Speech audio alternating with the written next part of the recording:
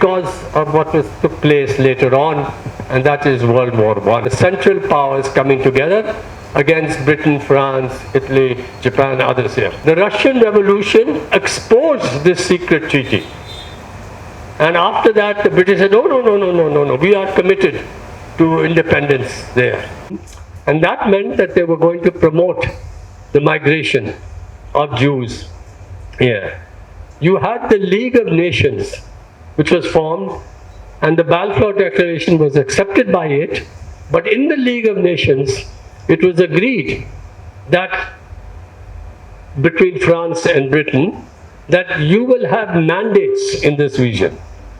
And what a mandate meant is that you are there as the mandated power, but in due course, all of these countries will become independent. So if you like, France was given Syria and Lebanon. Britain had a mandate over Palestine, Jordan, Iraq.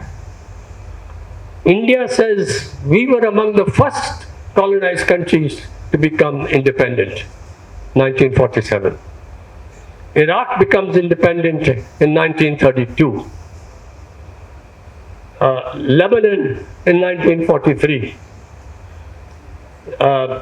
Syria and Jordan in 1946. All of these regions became independent before India did. The one part which did not get independence, which it was promised, was Palestine. Palestine, even before the end of the Second World War, fought one of the most courageous long-term struggles against British colonialism. In fact, between 1936 and 1939, Palestine launched a movement, a resistance struggle, which was the greatest struggle in the whole history of British colonialism. In 1936, there was a 6-month general strike. When that finished, there was resistance, armed resistance by the Palestinians against the British, who were allowing more and more migration and allowing the Jewish National Fund to be able to take more land, or to dismiss here, all that. And that struggle was very important, and the British had to fight with 100,000 troops. It took them to finish it off, and they supported the Zionist Jewish troops there, and that is how, in fact, you had the first formation of Jewish military groups of various kinds. The Haganah, which was part of the army, but also other groups of various kinds, terrorist groups of various kinds, they got there.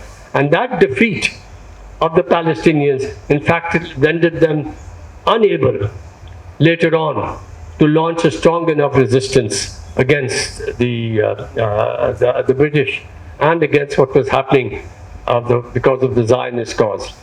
So at the end of First World War, you have originally there were Jews who were living there, about 6-7%, but earlier on were always been there before the migration took place. So there were about 2% of the land of Palestine. You then have migration, and the migration is around about 18%. People have come in now, Jews there, by about 1929, 1932. Hitler comes to power in 1933, and there is a massive increase of migration and taking over of land. And that's why you had 1936-39 war. And at the end of the Second World War, you had about a third of the population being Jewish, but they still only had around 8-9% of the land. After the end of the Second World War, Britain hands over the issue of Palestine to the UN, which is dominated by two major powers, the US and the Soviet Union. And you have about 55 odd countries which were members of the UN at that particular time. And a special committee is formed to decide what to do about Palestine. 11-member committee. And you had 3 countries, India, Iran, and Yugoslavia, saying that there should be a united federation, respect culturally and so on, but a unified one country afterwards with cultural rights and so on. And the majority position which said partition it. And the partition was 1/3 of the population will get 55% of the land, that's the best land, the rest will get that. And the response of the Palestinians to this partition plan, which was only a recommendation, was, what are you talking about? We're supposed to get independence. The UN in November 1947 voted a majority that the recommendation for partition should take place. But you know what happened 7 days to 10 days before that partition? Because Israel and the Zionists said yes, yes. Not that they would be satisfied, but they recognize that they get this, it is a stepping stone for moving forward. Do you know what happened 10 days before the UN partition plan? There had been going on secret discussions and agreements and deals between King Abdullah of Jordan and the Zionists, Golda Meir, mediated by the British. And 10 days before that, there was an agreement between the Zionists and King Abdullah of Jordan that, look, we will take all this, you have East Jerusalem and what is the West Bank. And in fact, in the war that took place after that, that was basically what happened. Do not think that these Arab countries, even now, their leadership, their governments, there's a profound difference between them and the public, are that concerned about the Palestinian issue. That really is history. And between November 1947 and May 1948, when Israel becomes independent, you have 1/3 of the Palestinians ethnically cleansed, killed and pushed out. And this was a deliberate strategy of Zionism. When we talk about Zionism as an ideology, remember there were 3 broad currents of Zionism. Political Zionism, secular, which was basically saying, we need our own state so that Jews can be protected. Second, a cultural Zionism, a cultural religious Zionism. We need an independent state so that Judaism can be protected. And if Judaism is protected, then the Jews there. And you had a third current, which was labor Zionism, in which you had a current of socialist Zionism. Ben Gurion, who was the first prime minister here, was an admirer of Lenin. Huh? Incidentally, the first country to recognize legally Israel in 1948, 3 days after it declared independence, was the Soviet Union. But we can leave that aside for the moment here. You have these 3 currents. The labor Zionism, we want workers to be dominant. We want to have. They talked about the kibbutz. They talked about the Histadrut, the whole federation of unions. But please note that in this kibbutz, collective leading, and in the unions, Arabs and Arab workers were not allowed. In other words, you had differences within Zionism. But what was most important was what is common to all 3. And what was common to all 3? If we are to have a Jewish state, we must have a majority of Jews. Therefore, the whole question of ethnic cleansing was central to all aspects of the Zionist project. You had 1/3 after between November and 1948, and then when the war took place and the Arab countries came, also for their own ambitions, the Jordanians in particular wanted to see and show, which I mentioned already, etc. here. You had, of course, a resistance which was far more successful by the Israelis, because their armed training and all that had taken place between 36, 39 was much more, and they had much better arms. And do you know where the arms came, which were able to defeat the Arab countries, with only Egypt carrying the Gaza Strip and Jordan getting East Jerusalem and that, as had been discussed earlier. They got the arms from Czechoslovakia with the endorsement of the Soviet Union. One question you might want to ask yourself is, why is it that the Soviet Union supported Israel? We can take that up later on if you want. And why in 1950, when Nehru recognized Israel, that there was no difference and no opposition from the left in India, because Soviet Union had recognized it here. But we can take those matters up separately. You had after 1948 to 1949 massive expulsion, deliberate expulsion. And the Palestinians have been saying that we must have the right of return. In 1949, when Israel became a member of the UN, the condition of the UN was that there must be the right of return, UN Resolution 194, which Israel has never abided by. The period from after coming in and expelling and then taking over the homes, all that, 70%, 75% of Palestinians were expelled to other territories and the West Bank and Gaza and the other countries over there. And you have had since then, from 1948 right to today, please understand the basic logic of the Zionist project, which can be summed up in one simple sentence.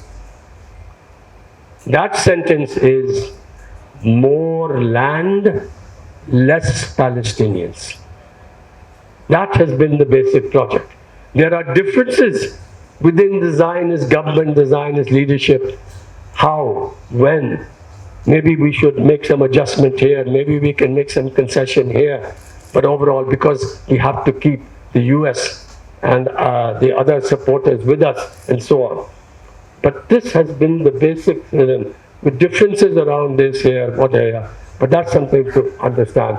So the 1956 Suez Crisis of Britain, France, and US and Israel coming together was related to Britain being very angry because Nasser had come up in 1952, and this was the expression of Arab nationalism. He nationalized the Suez Canal, and Britain was very angry and opposed to this and wanted to overthrow Nasser. Nasser was supporting the Algerian struggle, like other countries, against France. And of course, Israel wanted more land. All three came together and they pushed. What stopped them was at that time the United States was competing with the Soviet Union for more support from the Arab world, and they had to push back when the United States and Soviet Union said, go back. And then they learned a lesson. Britain and France are declining powers. We need to get the US on our side. In 1967, what they called a preemptive war, we can discuss it. A preemptive war is a nice phrase to cover up the fact that you have started this war, basically. And although there were lots of tensions between the two, it was Israel that wanted it very much to see it expand, and they succeeded. The 6-day war, in which they took over the Golan Heights in Syria, and they took over, of course, the whole of the Sinai at that time, 67. And it is after 67 that the United States said, this Israel is very important. And since then, if you like, the US has been sitting on a kind of strategic stool. I use the word stool rather than chair, because a chair has its legs connected, right? A stool, they're just different legs, right? So you have 4 legs of this strategic stool on which the US sits. Israel is one leg. Saudi Arabia is another leg. Egypt is another leg. Turkey is another leg. What has been happening over time, however, is that this stool has become more like a chair, with the Egyptians coming closer to Israel, and Turkey also, despite the tensions, this, that, is here. And Saudi. But this has been something, and Israel is now so central towards that. What about the struggle of the Palestinians? 1964, the PLO is formed, but it is under the control of Egypt. It is only after 1967 that Fatah, Arafat, and others become a force independent from the Arab countries. Fatah, of course, wants the support of the Arab countries, but independent and prioritizing the rights and struggles of the Palestinians. And that PLO, which is an umbrella body, had not only Fatah, but other left groups of various kinds also. And then, because we are talking about the 60s, Vietnam is going on, national liberation struggle, all that, the Palestinians decide to have a guerrilla warfare and a guerrilla struggle. And this whole period from late 1960s till the late 70s is one in which you have all kinds of examples of hijackings, this encountering Israel in various ways. In many ways unjustified because of the killing of civilians, but what it did was it kept the issue alive. At the same time, it does not succeed.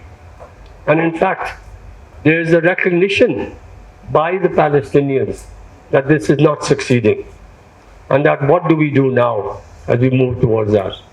This is particularly the case when you have in 1973 another war between Egypt and Syria to get back their territory. It's important. This is not a war so much in support of the Palestinians, but to get back their own territory. And after 1973, and the shock that Israel got at that time, because it was close to defeat, but the Egyptians were really fighting only to have peace in which they would have an advantage. So they didn't even extend their war when they could have at a certain point of time. But things turned. You had the Americans massively helping the Israelis, and the Israelis surrounded the Egyptian army here. And that ended the war in a stalemate. And then both the US and Soviet Union say, no, stop it here. And what you have, Nasser dies in 1970, Saddam, Anwar Sadat, now looks to the US as the broker. And you have his visit in 1977-78 to Jerusalem. And it becomes very clear, and the Israelis recognize that, look, Egypt is the most powerful of the Arab countries. Let's get it out of the way. Let's have a treaty with them. They recognize us, we give them back the Sinai. Don't worry about Syria. Syria is much smaller, and although Syria and Egypt were fighting together, the Syrians are angry about Egypt, not ignoring them. But it's interesting, so you still have the Golan Heights under Israel. But the Palestinians don't come into the picture. You have this situation till the late 70s, in which they are recognizing that the war, the guerrilla war, is not working. In order to fight the guerrilla war, the Palestinians had to fight from the neighboring countries, from Jordan, from Syria, from Lebanon. Really, that's Egypt to a limited extent. But these are the countries. And as they were getting stronger within their own countries, because these are all dictatorships, you also have the governments of these Arab countries from time to time wanting to repress the Palestinians. And that really happens. And in fact, I won't go into the history of all that. So you have them expelled from Jordan and Syria, and they become very important in Lebanon. And because of that, you have the Israelis in 1982 invading Lebanon, going all the way to Beirut. This assault on Lebanon now is even worse than that, but the Palestinian leadership had to escape from Lebanon and settle in Tunis, Fatah, and was the dominant force, but other forces also in the PLO. They had to move out in 1982. I mention this because on one hand, Fatah begins to think about some diplomatic approach, and they're saying, okay, once upon a time, our goal was one Palestine, which is secular, and which Jews will also have rights. Yeah. And they say, now let's forget about it. Let's just settle for the 22% that the West Bank and East Jerusalem. Yes, it was very wrong, but of course we must have the right of return and so on and that. But they said, okay, let us settle for that. This gets reinforced because something happens in 1987, which is very, very important. 1987 was the first intifada within the occupied territories, which is not led by Fatah, not led by any of the left groups, but was indigenous from the occupied territories and not led by Hamas. Hamas was part of the Muslim Brotherhood, and when it saw what happened in 1987, the Intifada, It says, okay, forget about the Muslim Brotherhood, we are a Palestinian force, and they call themselves Hamas, which basically meant Islamic resistance force in Palestine. And this was led indigenously, in which young people and women played a very big role in rural Palestine. So much so that 1/3 of the casualties were women. And this is something that shook Arafat and Fatah, because it was an indication of a newer leadership that was emerging. And this also then promoted Fatah and others to say, okay, we should try to co-opt that leadership because we are the representatives of the Palestinian people. One of the great tragedies of the Palestinian people is that a very remarkable people have not always had the kind of leadership that they deserve. Whether we are talking about Hamas or whether we are talking about Fatah and others. This is something that we have to also keep in mind. Anyway, that is why in '88 you have Arafat coming to the UN and say that we will have peace, the US being a big broker and all, and you have your Oslo Accords, which was a sellout. In fact, before the Oslo Accords, Edward Said, when he says, okay, we can have peace, let's have this then, fine. Most Palestinians were agreeing to this. But it should be a just settlement. And three things were very, very important. But the Israelis from the very beginning knew what they wanted. And what actually happened in Al-Fatah was Oslo Accords in 1993-94 was a sellout. Arafat and the PLO gave their most important weapon, the diplomatic recognition of Israel's existence and its independence as state here.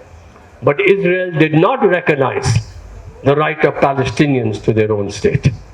They only recognized that the PLO is the sole representative of the Palestinian people. So you have the Palestinian leadership recognizing Israel, but Israel not recognizing that. And it said other matters like the right of return of Palestinians, other matters like the boundaries, they had already carried out illegal settlements. In the mid-1990s, they had even carried out this whole wall to make Gaza an open-air prison. We will discuss this in 5 years. By 1999, we will sort these out. This was a sellout.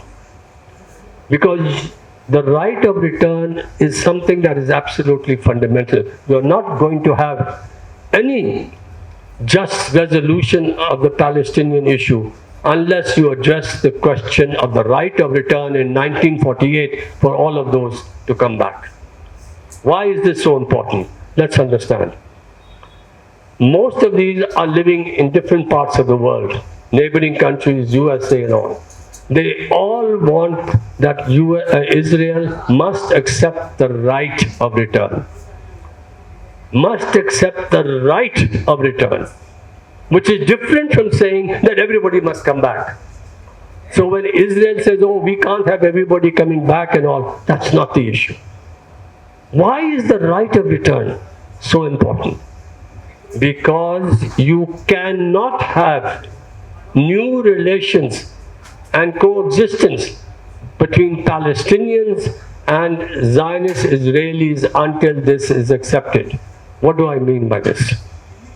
Do you think you can have coexistence and acceptance between the whites of South Africa and the non-whites of South Africa if the white apartheid regime did not recognize and accept that apartheid is wrong?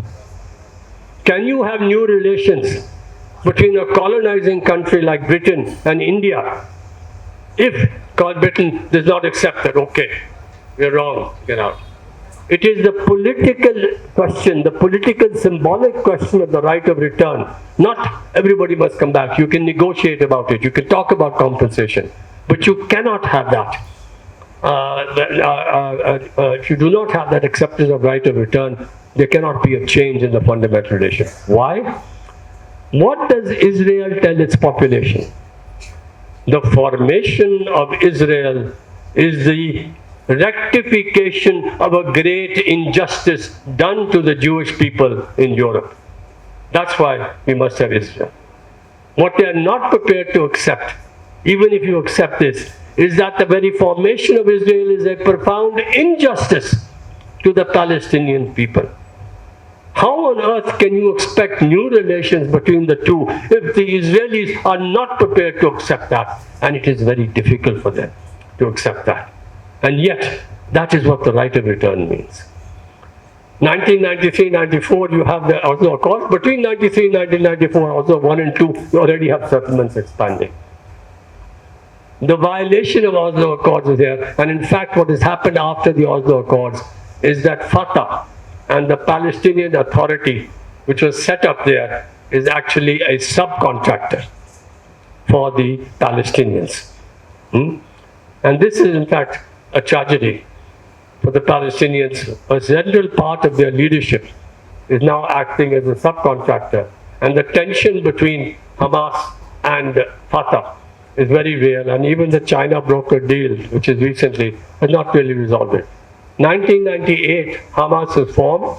It has a charter which is anti-Semitic. But it has recognized the failure, the mistake that Fatah did, and what it offers is something else. It offers what it calls a hudna, a long-term hudna, a truce. Fatah has also, Hamas has also changed. Hamas was first a wing of the Muslim Brotherhood. It's set up in Gaza, in particular. It's set up, and to some extent West Bank, is set up a whole network, not just of mosques, but of all support structure of welfare kind and all that here. So when you talk about Hamas today, it's not just its armed wing. It has a propaganda wing, it has an administrative wing, it has a health wing, it has a schools, college wing, schools wing. It's everything. But once you name somebody terrorist, right, then automatically everybody is terrible, terrible. And this is the importance of language. You call it terrorist, you can do everything. Pakistan is terrorist. Does the Indian state carry out terrorism? Which is the country that has killed more civilians outside of its country in the world than all the rest of the world put together after 1945? The United States of America. It has killed several millions of innocent civilians. Anybody call the United States of America a terrorist state? Hamas is a terrorist state, and yes, it should not have killed civilians. But the terrorist campaign that Israel is doing, no. This is where the media comes in. This is where the intellectuals come in. It's where the administration comes in. All that comes in. The use of language to cover up. And now this bogey about Islamic terrorism. Please note, you have Muslims who are terrorists, you have Sikhs who are terrorists, you have Jews who are terrorists, you have Hindus who are terrorists and all. You have lots of secular terrorists also. But when you say Islamic terrorism, have you ever heard of Christianic terrorism? Have you ever heard of Buddhistic terrorism? Have you ever heard of Sikhistic terrorism? What's my point? My point is when you say Islamic terrorism, you're connecting automatically a religion with terrorism. So this question of the use of language to do that, and it works. Look at the Indian media, look at the other media in terms of how they talk about it. But Hamas has also learned that its strategy of trying to do Islamic and its social cultural program is nothing to be appreciated at all. In fact, one should be very critical of it here. But it has also learned that it cannot really think that what it did before in its early phase and all. And it has changed its perspective and even changed its charter to say that we're not against the Jewish people. And they actually moved. And when they moved in a more moderate direction, when in 2006, the last elections in the occupied territories of Gaza and the West Bank, what is called the Palestinian Legislative Assembly took place, to everybody's surprise, Hamas won. Because unlike Fatah, they have not been a caretaker. They're at least a force of resistance there. And that, of course, shook Fatah, it shook Israel, it shook the US. And very shortly after that. But when President was Abbas, at that time of Fatah, The Prime Minister was Ismail Haniyeh, who was a moderate, and Ismail Haniyeh wrote a letter to George Bush in that time saying, look, we are prepared to have a long-term Hudna truce along these lines that we have here. You talked about. He didn't say that we will accept this thing here, but he indicated that after a long-term truce and all, we are also prepared to accept that this becomes part and this becomes indicated. But the question was, for various reasons, they said no, no, no, and they actually moved. And the end result of that civil war situation was that Gaza was under Hamas and Fatah here. And since 2000, since the late 2000, in fact, in 2000, I mentioned 1999, you had this, what do you call it, supposed to have final status negotiations about right of return, removal of settlements and all that. What you actually had when nothing took place, you had in 2000 the second intifada in the occupied territories over here, which also shook them. And this also promoted people like Ariel Sharon, because the right and the religious right in Israel is also becoming stronger and stronger. And they, of course, moved. And in 2003, they took a decision, actually about 2005, that we will make Gaza an open-air prison. The 8,000 Jewish settlers who are in Gaza, but the security forces of Israel captured about 35-40% here. We will take them out. They produced more than 8,000 settlers in other parts of the West Bank, and they made it a kind of open-air prison. And since then, you've had Palestinian struggles of various kinds. And you've also had systematically air assaults by the Israelis on Gaza and the expansion of settlements in the West Bank in various forms, violence, and there's been violence, obviously, towards that. And this has, of course, been the situation there. And even though the Oslo Accords were being defied and violated, nobody cared. India doesn't really care. Who's caring? The Arab countries caring? The European countries, they're just carrying on. And in fact, what was happening till very recently was the normalization of relations between many of the Arab countries and Israel. So you had the Abraham Accords. Abraham Accords, in which you have, of course, Morocco, Sudan, Bahrain, and UAE now accepting the accords there. And the key prize is, of course, Saudi Arabia, so that they could move towards that. Now what has happened because of October 7th, that has been halted. But please note something. After October 7th and the genocide that is taking place, what have the Arab countries done? They had big meeting. Not a single one of the Arab countries has repudiated the Abraham Accords.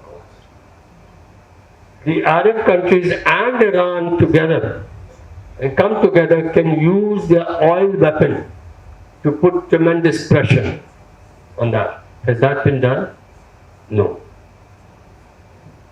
Why? You have to understand that these are all dictatorships. And maintaining their dictatorship is more important. They have to pay a lot of lip service and give money to the Palestinian cause. But there is a tension between these governments, class and otherwise, and their own public. Because what is happening in the Arab world and elsewhere, like everywhere else, is a desire for greater democracy and democratic rights. So what have you had? Have you forgotten the Arab uprisings? They took place, so many cases.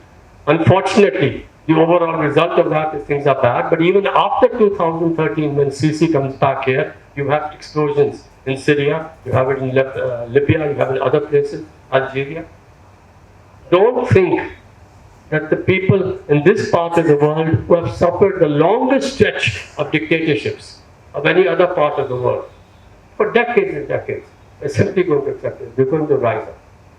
Whether they'll be successful or not is a different question, but they're fighting. And those governments at the top here want to devour them. And they are more interested in maintaining the kind of relations which will help them to dominate that. And in fact, there are very close relationships financially and otherwise between them. And within the Arab world, you have this Middle East world or West Asian world, you have a lot of tension between Iran and the Arab countries, the Gulf sector. So this becomes more important in many ways than the question of what they will do with regard to Israel. So these are all real problems. What happened in October 7th is that everything got shaken. Why did Hamas do what it did? For a number of reasons.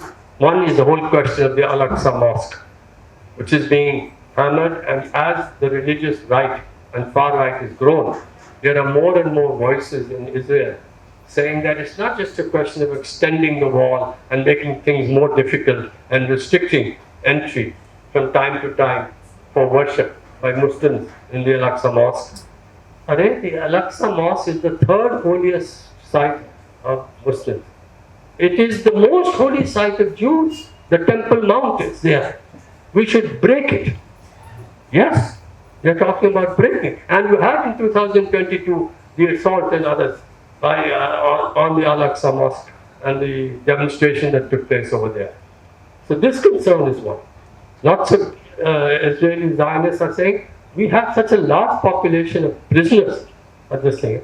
Why not execute some of them? Incidentally, this is the only democracy in the world that tries minors in military courts. So why not we do that? Third, we must separate Gaza from the West Bank, because Judea and Samaria, the West Bank is important. Gaza is not that important. We must separate it permanently. So forget about even a two-state solution. We must expand our settlements in the West Bank in particular. We'll see what we can do about Gaza, the difference is here. All of these things, and of course we must move towards greater normalization and all that here with the other countries. This has not shaken it up. But the overall result is what? What now, and what is the way forward? One, despite this resistance, Israel was always looking for an excuse to move ahead. And strategically, this has been a big setback. There are certain positive things that have emerged. One, you have had now for the first time among civil societies everywhere, a greater recognition about the racist, exclusivist, and ugly character of Zionism. This idea that Israel is under threat has been shaken as never before. You have more and more people and associations in civil society that say what is happening is horrible. Governments always want two things from the public. All governments, Democrats or whatever. They want the freedom to do whatever they decide. That's one, our policies. Second, they want the legitimization of those policies. So your BJP government there, this government there, we want freedom. Don't mess around with us. We don't want a big demonstration that forces to change our policies. At the same time, we want you to accept what you're doing. And for that, of course, you have your diplomats, you have your intellectuals, you have your media, this stuff, trying to do that. What's happened for Israel is that in more and more countries, in more and more public, they don't have that legitimacy. But that's only one part of the struggle to try and change and defeat them over here. And I would say something, and I'm not a gun. There is a place for armed struggle in liberation struggle, but you have to be careful where and in what context. So, for example, the armed struggle against the Americans in Iraq and Afghanistan has had success and importance in pushing them out. What's happened to the United States of America after Vietnam in particular and elsewhere is that their capacity to throw violence is reaching infinity. Their capacity to accept the deaths of soldiers is asymptotically going towards 0 and 0. They can't afford soldier body bags because of the resistance. Most Americans will be pro-American government, but not this. But in the case of Palestine, my view is that you have to have a new leadership, which even as it recognizes the use of physical force to defend itself and families from what Israelis are doing, must not use it as an offensive strategy. You have to give up your offensive military strategy. You cannot defeat Israel militarily. It's very easy for me to say this, and I feel very embarrassed to say this. Because even as I say this, and I say this to Palestinian friends and all, I'm not the one that is going to get beaten and killed. Even if they accept this strategy, which I hope that they would, and many people in Palestine and in the Egypt are saying that we must move in this direction, the Israelis will still kill many of them. But this is still the way to go, because there is no way that Israel can then say that, oh, they are threatening our right to exist. And that, yeah. In other words, the settler colonial apartheid character, the struggle forward must be to oppose the apartheid character first. It's up to the Palestinians to decide a two-state solution or a one-state democratic secular Palestine or Israel or whatever you want to call it. Up to them to decide. I have my own views about it here, which we can discuss. I think the two-state solution is not on. But everywhere there should be a fight for rights and equality and justice. And this is very important because it connects a whole series of struggles which I'll come to. Because I think this is the way to move forward. But let me just say something about what is likely to happen now and what are the problems that are taking place right now. Israel is expanding the war, and it is telling the United States, and the United States is saying, yeah, this is an opportunity for us to hammer Iran, to change the situation in the Arab world, which will benefit us. After what is Saudi Arabia and others doing? So we should use this opportunity. In Lebanon, they are very clear. They want to take a chunk of southern Lebanon. That is what is south of the Litani River, which is 70% Shia and others.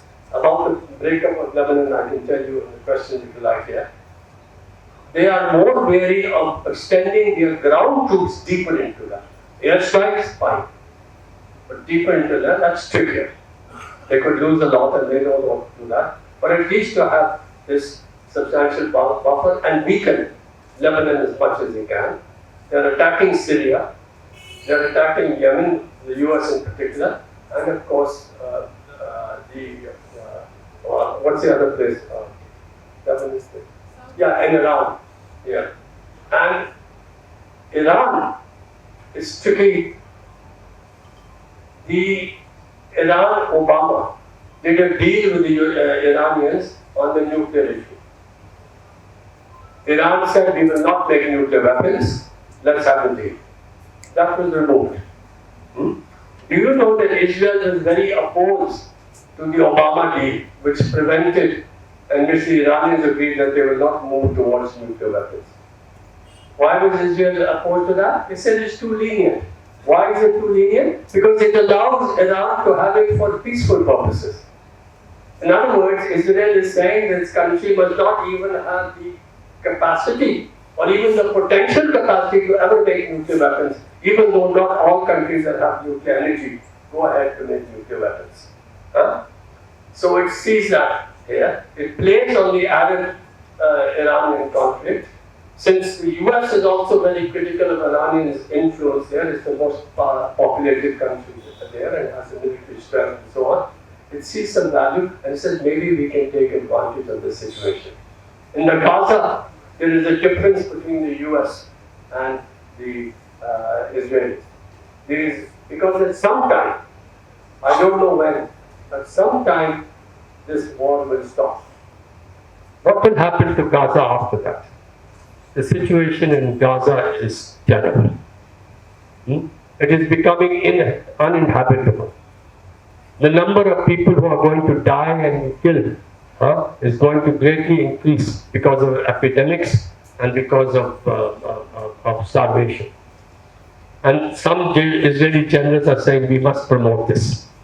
But if the war stops, there will be aid that is coming in, and there will have to be a great deal of reconstruction and all that. But those Israelis that wanted the Gazans to be expelled, to get out into Egypt, that's not happening. Egypt has said no. We won't allow that. So one is to now squeeze them smaller so as to make the miserable prison in which they're living even more smaller and terrible. So they demand an election. But there is a question of who will be the government governing there. And there it is very interesting. The Israelis say, we don't want the Palestinians to be governing there. We want to have control. The Americans are saying, no, no, no. We have to have some of the Arab countries to come as part of the governing body. The UAE has been willing to consider this. UAE. And then the Americans are saying, but you do have to have some fig leaf. So Fatah should also be there as in a governing body, and the Israelis are saying no. So there are differences in this kind over here. But the larger project in West Bank, more and more settlements here, and you have a division within the Israeli Zionists and all, with more and more people saying, let's push them out more. Let's kill more of them in Abzala. Let more of them die. And in the West Bank, let's move further and further and further. Forget about what the views are here. We have a chance to do that over here. It's difficult to see what's going to happen over there. But the only way forward is that you have to change the relationship of forces, and you have to unite the Palestinian people and more than the Palestinian people in order to move ahead. And this is what lastly I'm going to talk about here very briefly here. And that is that, look, you have to have a newer kind of a leadership which recognizes that you have to form basically a non-violent strategic approach, and the focus should be the question of rights and justice and equality. And many pro-Israeli liberals in the United States, and not just them, are worried if the Palestinians simply say that, look, we are now committed to a non-violent struggle for justice and equality, because that will make it very difficult for Israel to say, oh, we are being under threat. They're asking for democratic rights. You call yourself a democratic country and all that. They're worried. That's the whole question of fighting against apartheid. But you also have to not just change the goal and demand. You have to have, as I said, a new leadership. Temporarily, can there be a unification of the existing leadership, Hamas and that, which could help in some ways? I won't talk about that. I've already talked too much. I'm afraid that we Indians always love to talk a lot. A friend of mine who's head of all sorts of international meetings says that, a British chairperson, he says that every international meeting I have only two problems: how to get the Japanese delegate to start speaking and how to get the Indian delegate to stop speaking.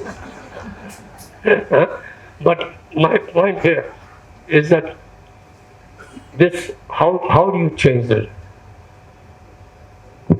The path to liberation for Palestine passes through Cairo and Amman. You have to shift the relationship of the countries around that. If you fight for equality and rights, what are the people who want more equality and rights? The Palestinians who are within Israel are second-class citizens. They want greater equality and rights. Those within the occupied territories want greater equality and rights. Those public in the Arab world and in Persia, Iran, want greater equality and rights. So if you are pursuing this, you are actually providing a basis for the unification of all of these forces to come together on a common perspective to fight. And I promise you that if one significant Arab country's dictatorship is overthrown, and it sustains itself as some kind of a liberal democratic, even though capitalist country, this will change the whole picture. The United States will also recognize that Israel is not that important for it strategically.